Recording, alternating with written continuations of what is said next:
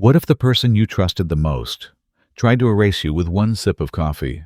A CEO steps onto a stage thinking he's celebrating love, but instead, he plays a recording that exposes a betrayal so deep the entire room falls silent. Who whispered to save his life? And why is she living in the shadows by the sea? If that twist made your heart race, don't just scroll away. Hit subscribe so you don't miss what happens next. Drop a comment below. What would you do if you uncovered a betrayal like this? And share this story with someone who loves a jaw-dropping reveal. Let's see how far the truth can travel together. The morning banquet at the Orion Grand Hotel was supposed to be flawless. At 8 a.m. sharp, the five-star ballroom hummed with the soft clinking of silverware and low murmurs from a circle of investors who had flown in from across the country. Golden light spilled through tall windows onto tables draped in crisp white linen. Polished silver trays caught the glow of the chandeliers overhead. Every detail screamed precision and power. At the center table sat Ethan Cole, CEO of Cole Industries, a man known for his ruthless focus and his ability to cut through lies like a blade. His charcoal suit fit perfectly. His tie was an exact navy stripe, and every movement, adjusting his cuff, scanning the room, was deliberate. He was moments away from rising to address the crowd when a server in a white apron stepped in front of him and placed a steaming porcelain cup on the table. A rich, dark swirl of coffee rolled against the rim. The aroma cut through the faint scent of perfume and polished wood. Ethan's sharp eyes narrowed instantly. He hadn't ordered coffee. The investors laughed softly over inside jokes. Camera shutters clicked as the press documented the event. Ethan's hand hovered over the handle of the cup, his mind ticking through details like clockwork. A cup of coffee wasn't unusual. But in his world, nothing unexpected was harmless. His thumb tapped the table once, a sign only his assistant Mason Reed would recognize from across the room. Mason's brow furrowed as he began pushing through the crowd. The ballroom's energy slowed for Ethan. Every sound dulled except the faint scrape of shoes on marble. A shadow moved near the far column. He caught it in the corner of his vision. A woman in a Navy maintenance uniform pushing a cart of cleaning supplies. Her hair was tied back tight. She moved with unhurried precision, cloth in hand, polishing the brass along the wall, as though she were invisible. She shouldn't have been there. Cleaning staff were not allowed in this area during investor sessions.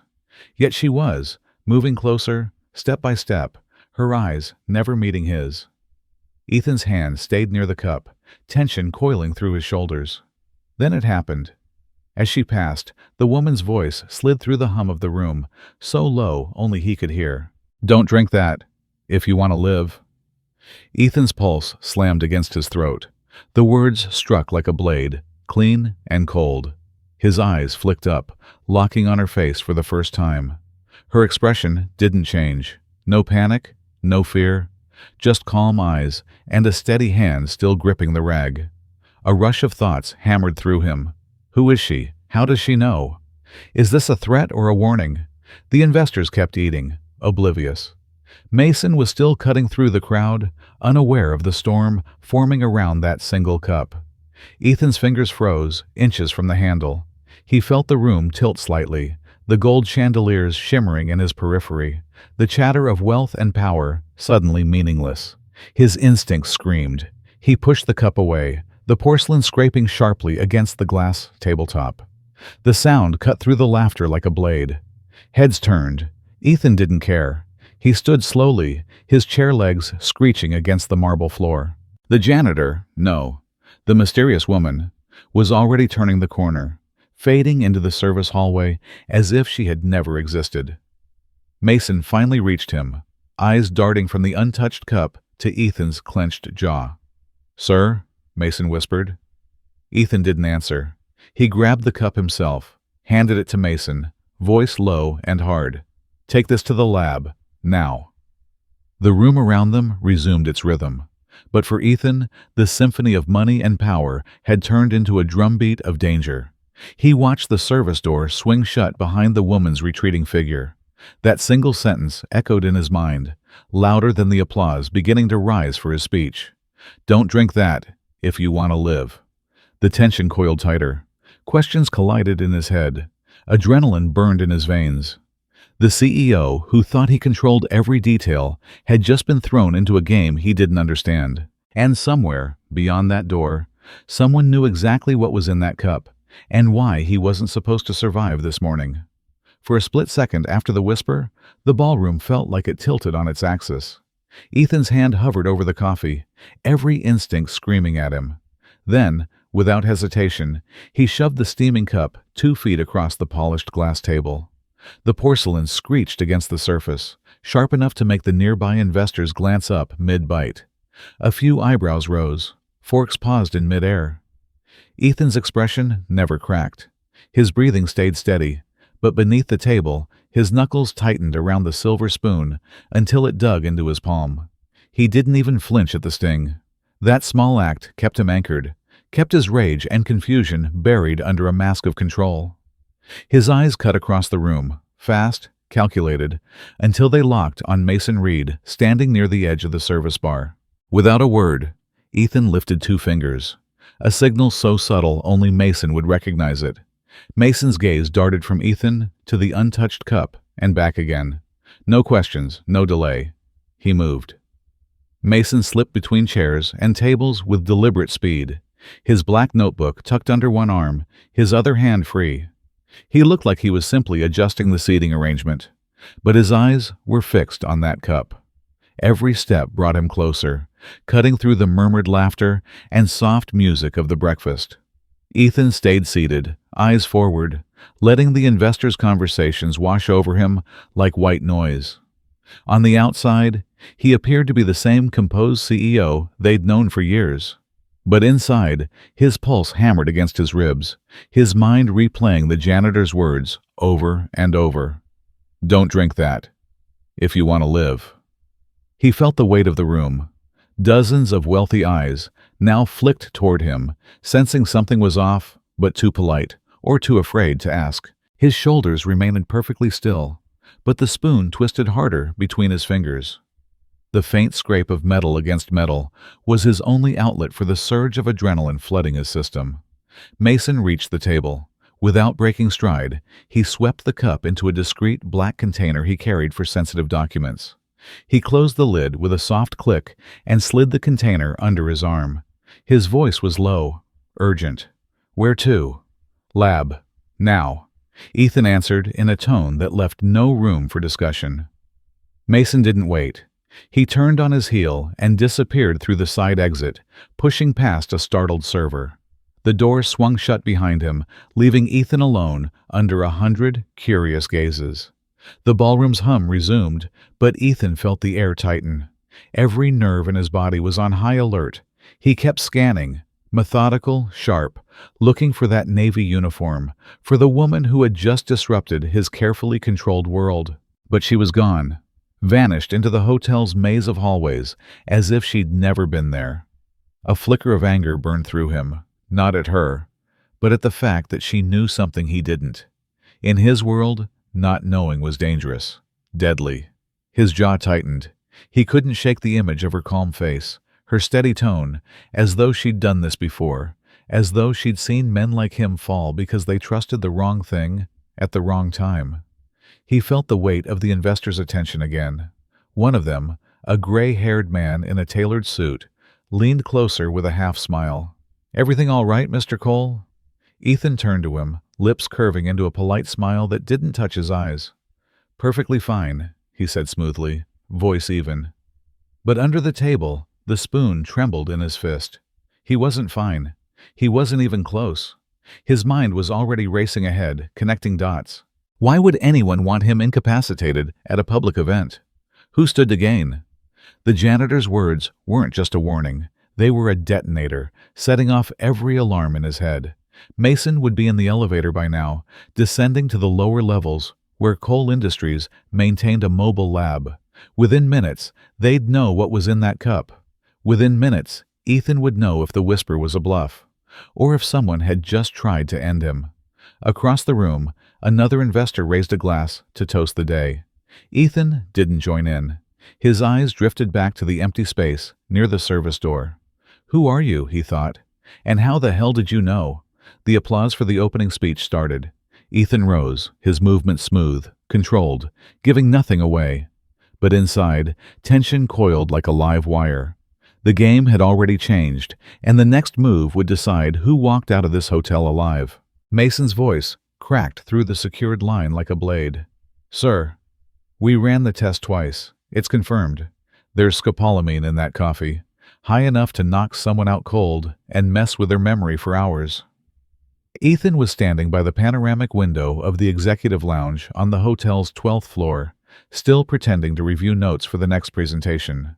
But the moment those words hit his ear, his body froze. The world outside, taxis streaking down Fifth Avenue, the hazy skyline of Manhattan, blurred. He didn't ask Mason to repeat it. He didn't need to. The sharp inhale on the other end of the line, the tension in Mason's tone, said enough.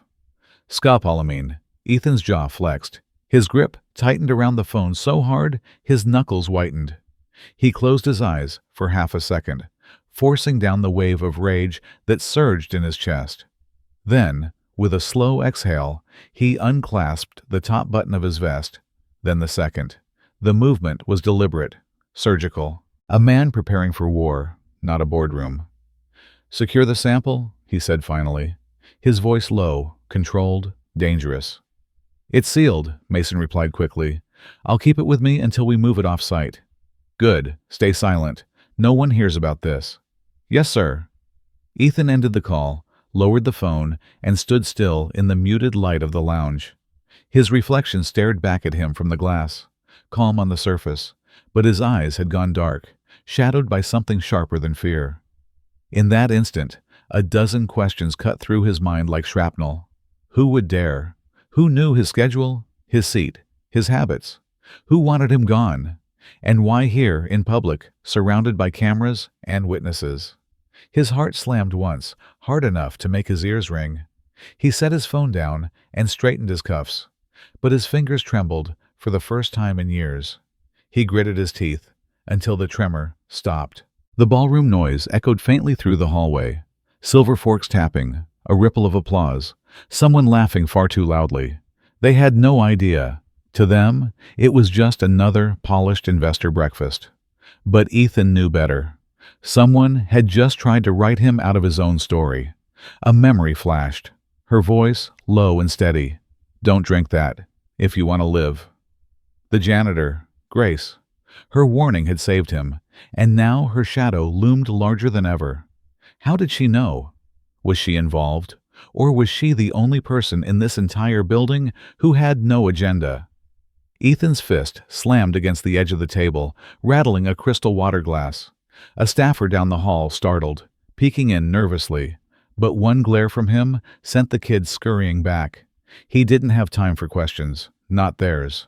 He shrugged off his suit jacket and tossed it onto the leather chair, revealing the faint strain of tension in his shoulders. His breathing evened out, but his mind sharpened like a knife's edge. Every second mattered now. Mason's words looped in his head, high enough to knock someone out cold.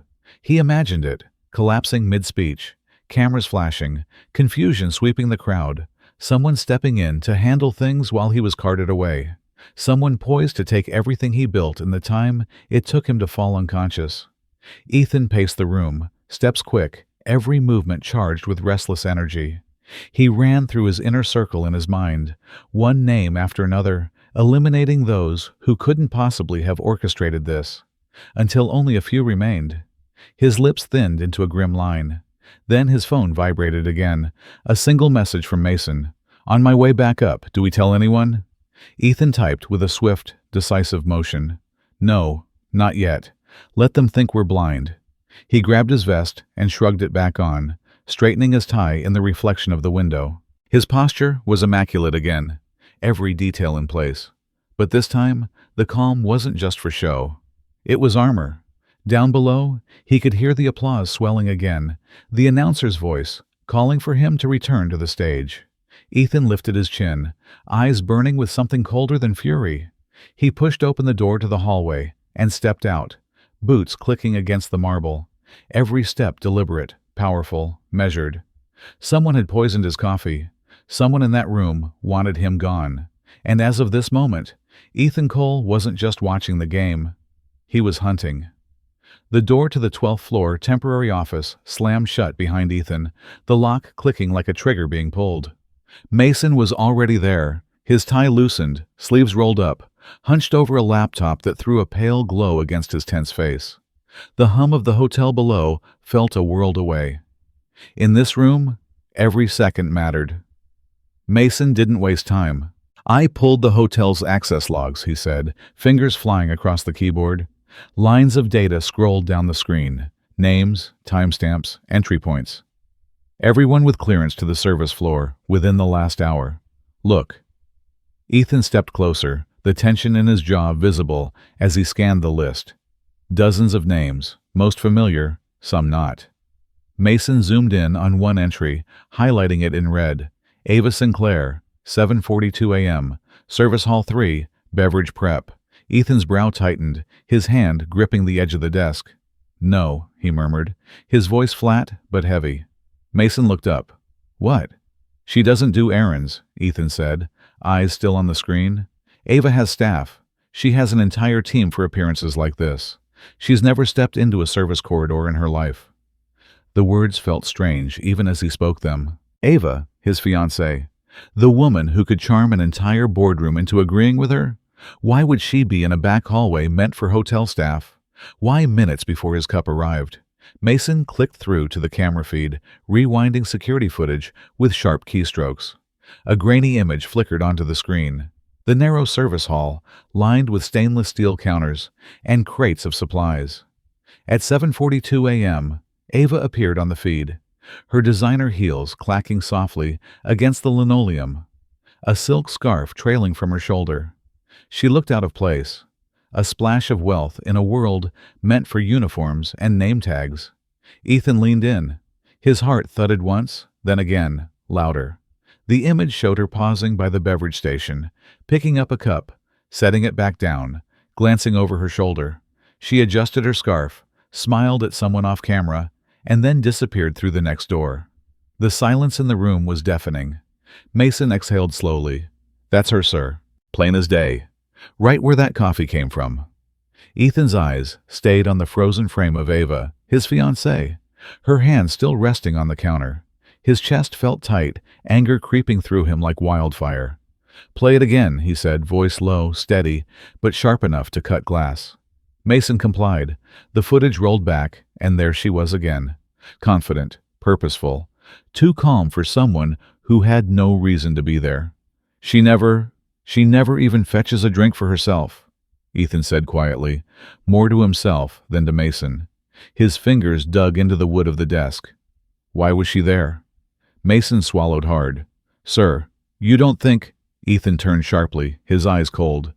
I think I'm done pretending not to see what's in front of me.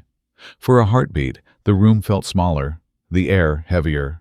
Ethan's mind raced through every conversation, every smile, every carefully timed touch Ava had ever given him. He remembered how she'd insisted on hosting this breakfast, how she'd urged him to sit at that exact table. His stomach twisted with something deeper than anger, something closer to betrayal. He stepped back from the desk, running a hand down his face. He wasn't the type to let emotions take the wheel, but this time they roared like a storm. Ava, the woman he had trusted beside him, the face of their company's future? No. He couldn't think like a fiancé right now. He had to think like a hunter. Ethan grabbed his phone, thumb hovering over her contact name, then pulled it back. Not yet. If she was involved, she'd sense his suspicion. He needed more. He needed undeniable proof before he moved. Mason watched him silently, the tension in his jaw mirroring Ethan's. What do you want me to do? He asked. Pull every access log from the last 3 months, Ethan ordered, voice low but lethal. Every hallway, every restricted area. And Mason? Yes, sir? Don't tell anyone, not security, not the board. No one. This stays between us. Mason nodded quickly and got to work typing faster, data spilling across the screen. Ethan turned back to the frozen image of Ava on the monitor, his eyes burning into it as if sheer will could make her confess. For the first time since the whisper, The danger wasn't abstract. It had a face, it had a name, and that name was one he thought he knew better than anyone. Ethan straightened, slipping his jacket back on, his expression carved from stone. He had entered this room to find answers, and he'd found something far worse, doubt planted deep in the only person he'd let close. The ballroom music still drifted faintly through the walls, cheerful and hollow. Ethan's eyes stayed locked on the screen, his voice a cold promise to himself. If she did this, she has no idea what I'm capable of. The elevator doors opened with a metallic hiss, spilling Ethan into the hotel's dimly lit service level. The air was cooler down here, tinged with detergent and the faint hum of machinery. Harsh fluorescent tubes flickered above, casting fractured light over the narrow hallway. It was a place no executive ever bothered to walk through, but Ethan's polished shoes echoed sharply against the concrete, cutting through the silence. He moved fast, his mind still replaying that grainy security footage. Ava's face, her calm smile in the wrong hallway, nodded him. He clenched his jaw and turned down another corridor, passing stacks of folded linens and carts of supplies. His breathing was steady, but tension coiled in his chest like a wire pulled too tight. Then, at the far end, he saw her, Grace Miller, the woman in the Navy uniform, sleeves rolled up, mop gliding across the floor in long, even strokes.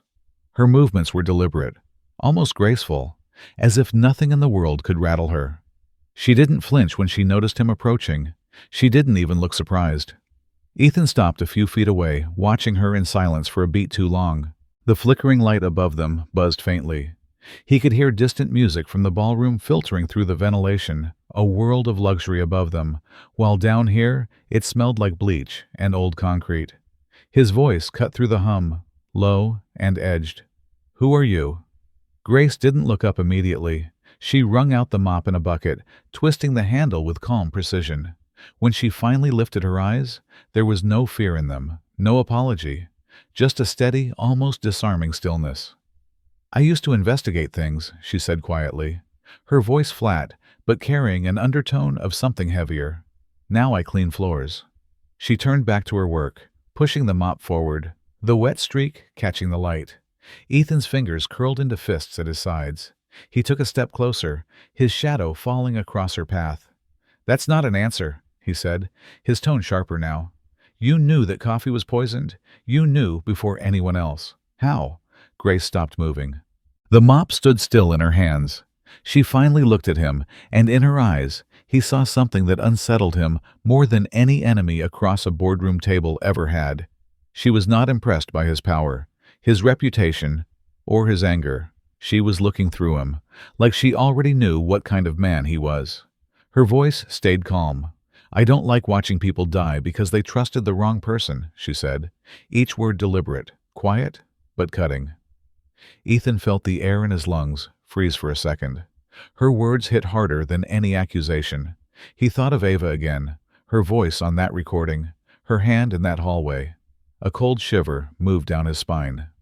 Grace turned back to her work as if the conversation were over, but Ethan stepped closer, lowering his voice. "Why were you even there?" She didn't look at him. "Because sometimes," she said softly, "you can see danger coming before it happens. You just have to be willing to look." The silence stretched between them, thick, heavy. Ethan stared at her, reading every line in her face, searching for deception, for some crack in her calm exterior. There was none. Just a woman who had seen too much, who carried something in her eyes that didn't belong to someone scrubbing floors. For a moment, the hum of the lights and the distant clatter from upstairs faded. All Ethan could hear was the pounding of his own heartbeat and the echo of her words. She had saved him, but why? His voice dropped, low and almost raw. "You're not just a janitor." Grace looked at him, a faint flicker of something, regret, maybe anger, maybe nothing, passing through her eyes. "I used to believe telling the truth would save people," she said quietly. "It didn't, so now I stay quiet, except when I can't." Ethan swallowed hard, something unsteady twisting in his chest. He wanted to ask more, demand answers, but her calm stare stopped him. For the first time that morning, he felt not in control, but exposed. standing in a flickering hallway before someone who saw through every layer of his world. The mop slid back across the floor, the conversation closing as quickly as it began. Grace didn't ask for thanks. She didn't explain further. She simply kept working, each motion precise, as if saving lives was just another line in a day's labor. Ethan stood there a moment longer, absorbing the weight of what she'd said, before finally stepping back into the shadowed hallway. His mind was no clearer, but his determination burned hotter. Whoever set this trap, whoever thought he would fall, they had no idea what storm they had just unleashed. The office was dark, except for the blue glow of 2 monitors and the relentless clatter of Mason's typing. Outside, the Manhattan skyline had faded into night, neon signs buzzing faintly against the glass. Ethan paced behind the desk, jacket draped over one arm, tie loosened. Every step echoed against the hardwood floor like the tick of a clock running out. Mason scrolled through layers of secured databases. "There's nothing on her in standard records," he muttered, eyes scanning lines of encrypted data. "But, wait." He stopped, fingers hovering over the keyboard. A single folder flickered onto the screen, archived, locked behind multiple firewalls. Mason cracked his knuckles and started working on it, sweat lining his brow. Ethan's phone buzzed in his pocket. He didn't hesitate. He dialed a number from memory, one he hadn't used in years. The call rang twice before a gravelly voice picked up. "Caleb Hart," the man said cautiously. Ethan didn't waste time. His voice was low, sharp. "Caleb? Grace Miller? Tell me what you know." A beat of silence. Caleb exhaled, the sound heavy, even through the phone. "Ethan Cole. It's been a long time. And that name? I haven't heard it in 5 years." "Answer me." Ethan's tone cut like ice. Caleb's voice lowered. "She's not just some cleaner, if that's what you're thinking. Grace Miller was one of the best internal investigators in the city. Smart, relentless. She saw everything." Ethan's pulse quickened. "What happened to her?" Another silence. Then Caleb said it, slow and weighted. "She dug too deep. 5 years ago, she exposed a misuse of funds case. A cover-up that involved people high up, political donors, corporate allies. It got ugly." Ethan's fingers curled tighter around the phone. He could hear Mason's keyboard still clicking, the only other sound in the room. "Who was involved?" Caleb hesitated. Then, with a bitter laugh, he said, "You're not going to like this. One of the names in those files, Ava Sinclair." The words hit Ethan like a punch to the ribs. His jaw locked, breath caught halfway. He felt heat rise up the back of his neck, a violent rush of disbelief and fury tangling in his chest. "Ava?" he demanded, his voice low and dangerous. "Yeah," Caleb continued. "She was a communications strategist back then. Her name was on internal memos, pushing to bury the case. Grace tried to blow the whistle. Next thing, her career's gone, records wiped, and she disappears. I figured she left the state. Guess not."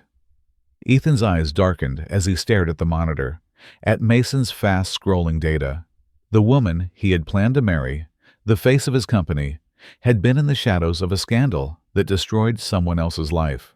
He gripped the edge of the desk until the wood creaked. "She saved my life this morning," Ethan said slowly, more to himself than to Caleb. "And Ava might have been the one trying to end it." Caleb's voice softened. "Ethan, if Grace warned you, you listen. She's not the kind who runs her mouth. If she's there, it's for a reason." Ethan ended the call without another word. His thumb hovered over the screen, trembling with barely controlled anger. He turned back to Mason. "Cross-check every Ava Sinclair document from 5 years ago," Ethan ordered, voice like steel. Mason nodded, eyes wide, and dove back into the data. The monitors lit up with archived reports, emails, memos, scanned legal letters. One after another, Ava's name appeared in the footers. Ethan felt his stomach tighten, each discovery carving deeper into him. He'd trusted her with everything, the company, his future, his heart.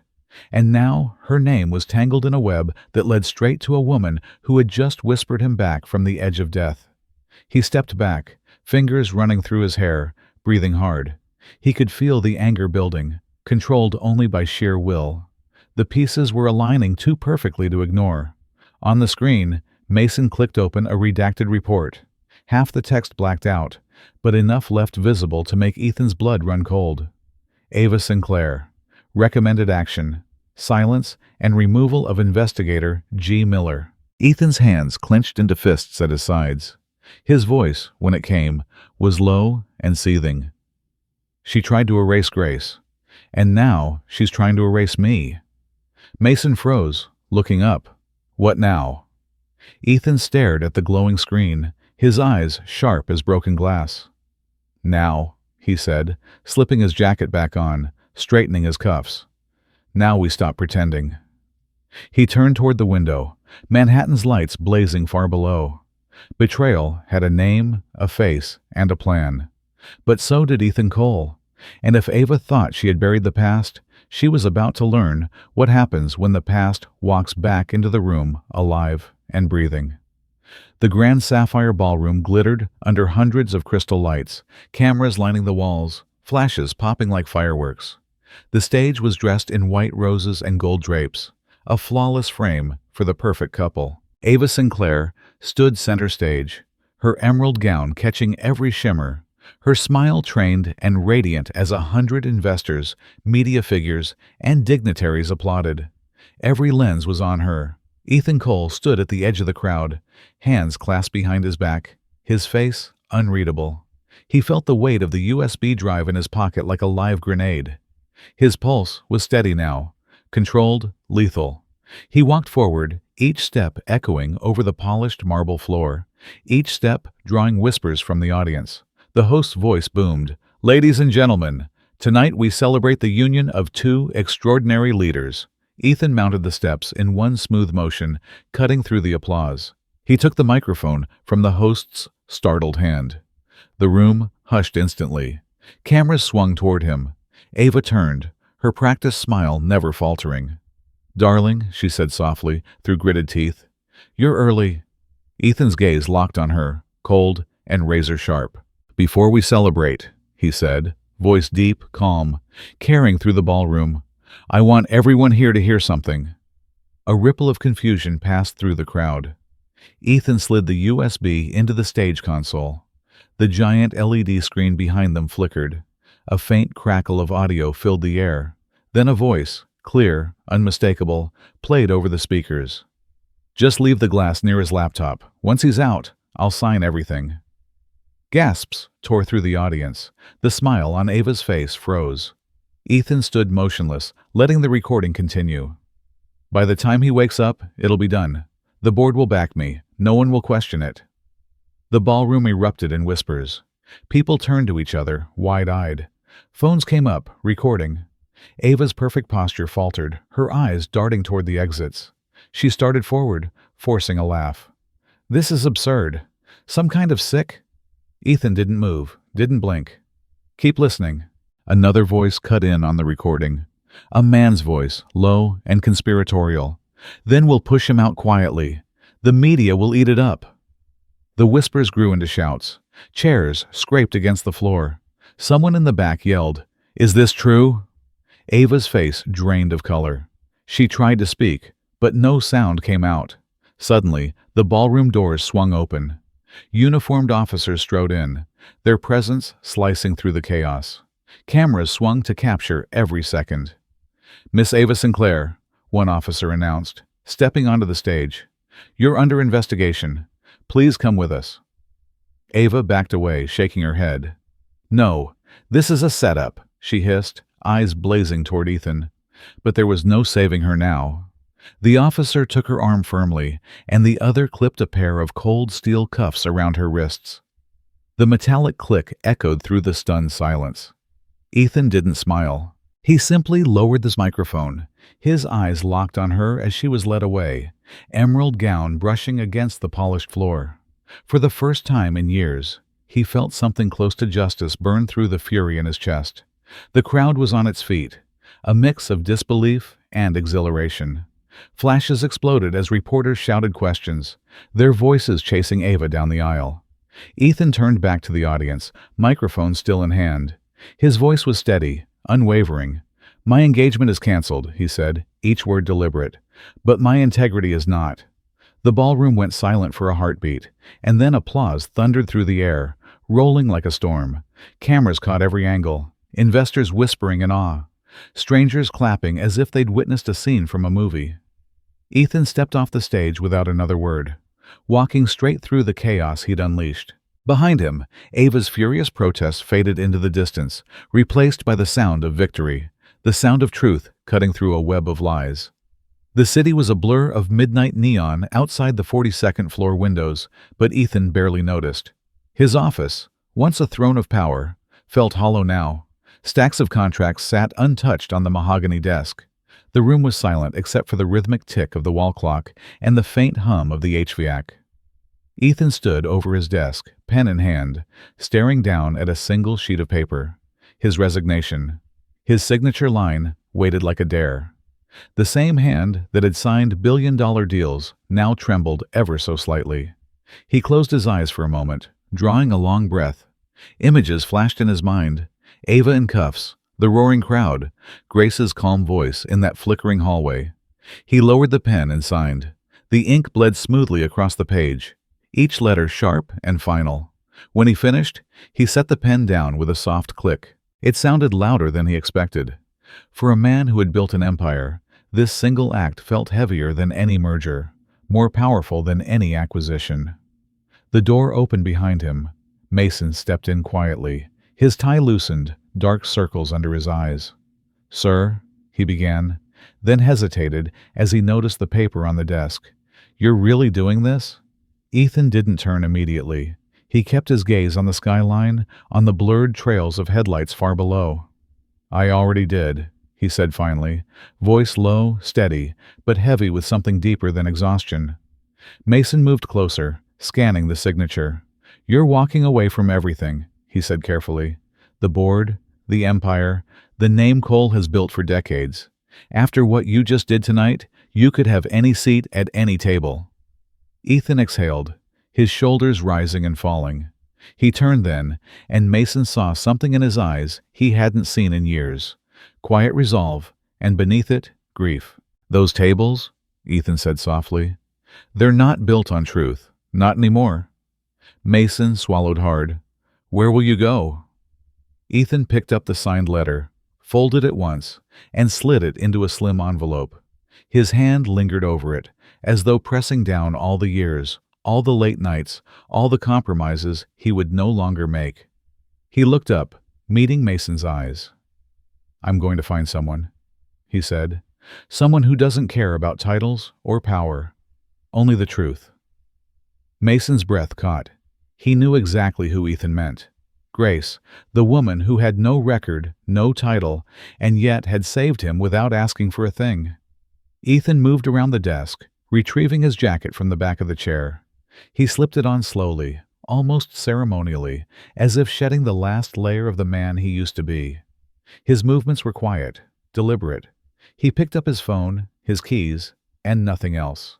The awards on the wall, the framed headlines, the leather-bound notebooks, all of it stayed behind. Mason stood frozen as Ethan walked toward the door. "Ethan," he called, voice low. "You don't owe anyone an explanation." Ethan paused in the doorway, his back to Mason, the city lights casting a faint glow around his frame. "I owe myself the truth," he said, without looking back. "And maybe I owe it to her too." For a moment, neither of them spoke. The clock ticked. Somewhere below, a car horn sounded faintly. Then Ethan stepped out into the hallway, his footsteps echoing on the marble floors. The building felt different now, stripped of its power, just walls and windows holding echoes of meetings and battles won and lost. He didn't look back.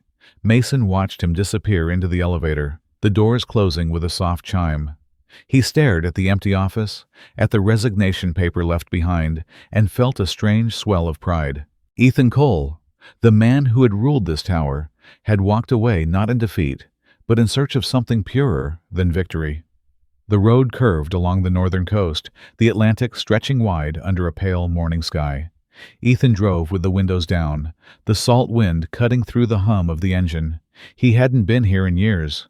Small beach towns like this never made it onto his calendar back when his life was meetings, deadlines, and board votes.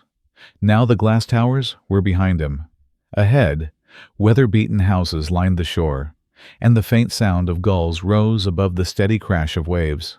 He followed a narrow lane, past an old gas station and a faded diner. A wooden sign swung gently in the breeze. Hollow Harbor Haven. No one left behind. He parked near a modest two-story building painted white, its siding chipped in places, but clean. The laughter of children drifted from somewhere behind it. Ethan stepped out, the sand crunching beneath his shoes. For a moment, he just stood there, breathing in the salt air. He adjusted his jacket, though he didn't really need it, and walked toward the building. Through an open window came the smell of warm soup and fresh bread. He moved slowly, his pulse steady, but each step felt heavier than any boardroom entrance he'd ever made. Then he saw her. Grace stood near the back wall with a roller in her hand, painting over weather-stained planks. A few women worked alongside her, sleeves rolled up, chatting quietly as they painted. Grace's hair was tied back, her navy work shirt streaked with white paint. She didn't notice him at first. Her focus was on the wall, on smoothing each stroke carefully, as if this small act mattered more than the chaos of the world beyond. Ethan stopped a few feet away. For a second, he didn't speak. He watched her in silence, the sound of waves and distant laughter weaving around them. The woman who had once whispered a warning in a ballroom now stood here, rebuilding something far from the noise of power and betrayal. Grace sensed him then. She turned, paintbrush still in hand, her expression calm but guarded. "You shouldn't be here," she said quietly. Ethan met her gaze, the corner of his mouth lifting in a faint, tired smile. "I'm not here to save you," he said softly. "I'm here because I believe you." Her hand stilled on the roller. For a moment, neither of them moved. The other women kept working, unaware of the gravity settling in that small space between them. Grace's eyes searched his face, looking for something she couldn't quite name. The waves roared once, then receded. Grace finally spoke, her voice lower than the wind, but steady. "Stay," she said after a long pause. "If you're ready to live honestly." Ethan felt something in his chest loosen, something he hadn't even realized he'd been holding for years. He looked around. The simple building, the chipped paint, the laughter echoing from the beach. It wasn't power, it wasn't wealth, but it was real. He nodded once, slowly. "Then I'll stay." Grace turned back to the wall, dipping her roller into the tray. A soft smile touched her lips, the kind that held stories she wasn't ready to tell yet. Ethan picked up a spare brush from a nearby bucket. Without another word, he stepped beside her and began to paint. Outside, the ocean kept breathing, and somewhere in the distance, a child's laughter carried over the wind. For the first time in years, Ethan didn't feel like a CEO or a man running from betrayal. He felt human. He felt free. Sometimes the people we trust most are the ones who can hurt us the deepest. Ethan's journey shows us that power, wealth, and titles mean very little if they're built on lies. What truly matters is the courage to face the truth, even when it costs you everything you thought defined you. Grace's choice to step out of the spotlight and live honestly reminds us that integrity is not about being perfect. It's about standing for what's right, quietly and consistently, even when no one is watching. In real life, we can take this to heart by being more careful about who we trust, questioning things that don't feel right, and valuing people who are genuine over those who simply look impressive. You don't need to run a company to live with integrity. You just need to make choices that let you sleep at night, knowing you've done the right thing. What about you? Have you ever had to walk away from something big to protect your peace or your truth? Share your thoughts in the comments. I'd love to read your stories. And don't forget to subscribe so you don't miss the next powerful story coming your way.